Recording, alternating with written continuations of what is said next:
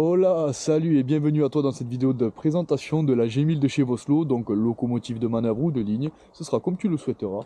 Bref, on va commencer par un petit tour extérieur, rapide, et ensuite on finira par la cabine avec quelques petites explications. C'est parti. Hop, voilà, donc les sablières, oui car les locomotives sont équipées de sablières, donc comme son nom l'indique, il y a du sable dedans. Pourquoi? Parce que quand tu roules, le contact fer-fer, donc la roue ferraille, le rail en fer, des fois l'adhérence n'est pas forcément bonne, donc du coup le conducteur va appuyer sur un bouton pour projeter du sable devant les roues sur le rail pour permettre une meilleure accroche. Voilà. Là, c'est ce qu'on appelle le panda. Il y aura l'explication tout à l'heure rapide. Le réservoir. Là, c'est tout ce qui est compartiment moteur. Donc, côté grand capot, moteur. Là. On continue de faire le tour.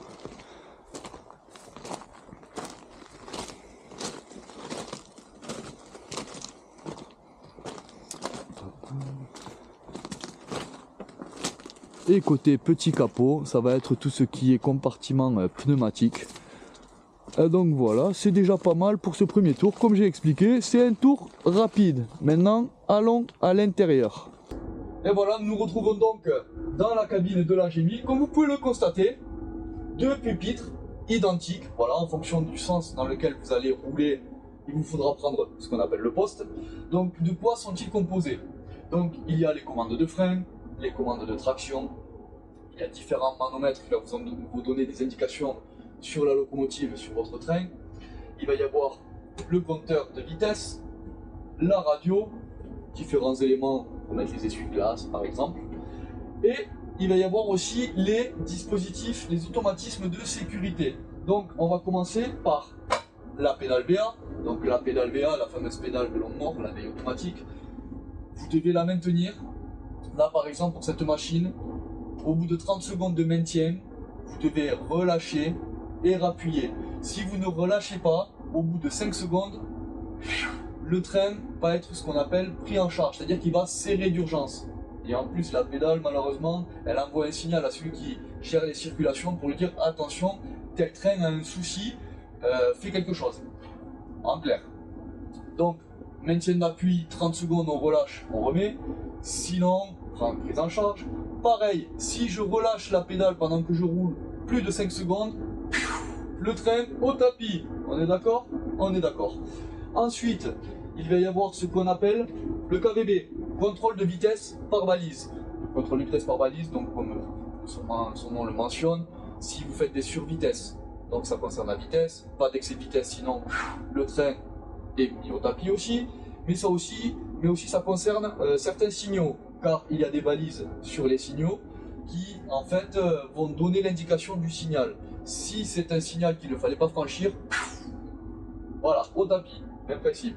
Et troisième élément de sécurité qui là est intégré dans le panneau de commande entre guillemets du KVB, c'est une petite lupiote qu'on appelle la RSO, répétition par signal optique. En clair, quand vous passez certains signaux, le conducteur lui reçoit une information en cabine, ça clignote pour dire attention, tu vas devoir faire tel geste métier.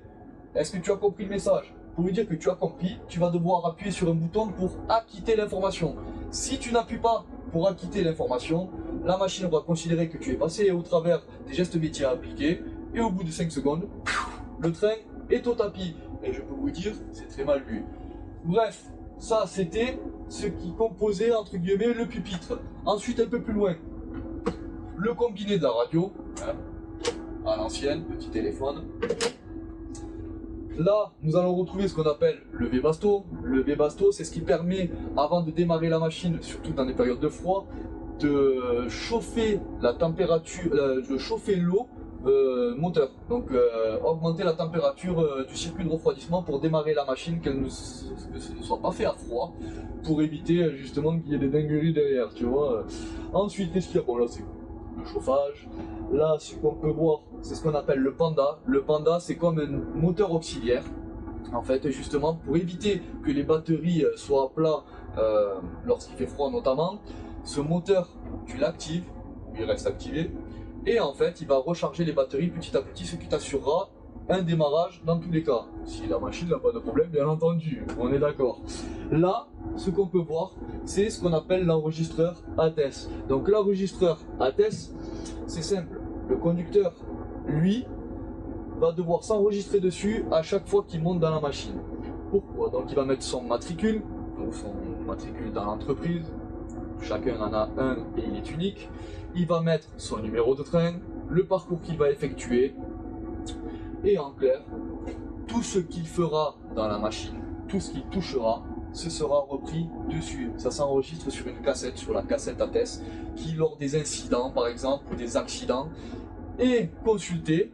Et ce qu'il faut savoir, c'est que tout ce que vous faites dans la machine, par exemple ça, ça, tout est repris sur la cassette. Tout. Même quand vous êtes en ligne, il faut savoir que on sait quel signal vous avez passé, à quelle vitesse vous étiez. Et tout ceci à la seconde de près et au kilomètre près. Donc impossible de mentir, vous faites une connerie, c'est pour vous, c'est comme ça. Qu'est-ce qui reste à présenter? Ce qu'il faut savoir, c'est que lorsque vous faites une préparation courante de la machine, donc c'est un check-up entre guillemets, lorsque la machine, vous devez partir en ligne, par exemple, même lorsque vous faites des manœuvres, quand elle est démarrée, vous allez faire ce qu'on appelle une PC, préparation courante, donc vous allez faire des tests d'appareillage, tester que le frein fonctionne, que la traction fonctionne, vous allez tester tous les équipements de sécurité, comme le KVB, par exemple, là, le KVB, j'appuie sur test, hop.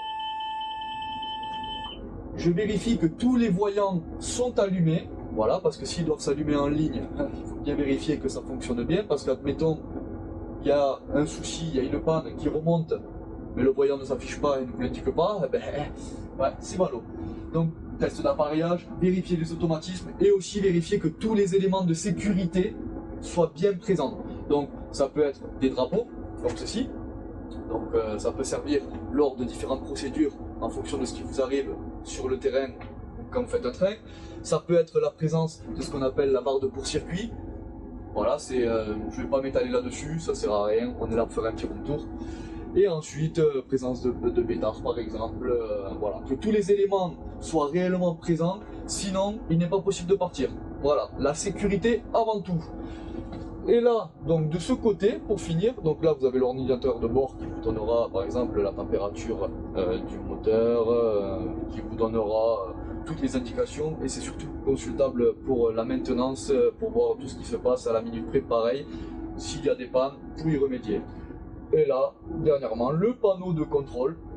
Donc le panneau de contrôle pour tout ce qui est mettre en service la machine, la démarrer, mettre ce qu'on appelle le FIS, le frein d'immobilisation et de stationnement, donc c'est le frein à main en clair, et sélectionner les différents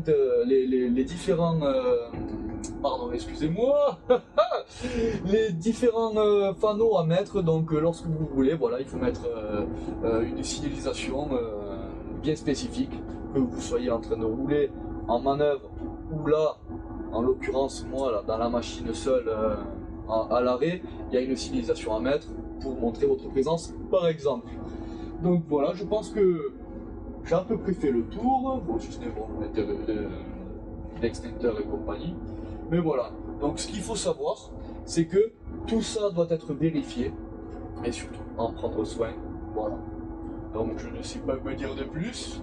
Donc je vais vous laisser là, et puis si vous avez des questions, n'hésitez pas à vous abonner. Là c'est les premières que je fais, voilà, pour montrer un peu l'intérieur de la cabine, mais il y a bien d'autres choses qui arriveront prochainement. Restez bien accrochés les frérots, je peux vous dire que honnêtement ça va être un truc vraiment pas mal. Donc sur ce, je vous souhaite une bonne journée, j'espère que vous avez apprécié cette petite présentation et explication rapide. Bien entendu, comme j'ai dit, il faut rester évasif, ça permet de vous montrer une machine, mais voilà, comme je le dis d'habitude, je ne vous montrerai pas comment allumer, comment conduire, comment démarrer ou quoi que ce soit, c'est normal.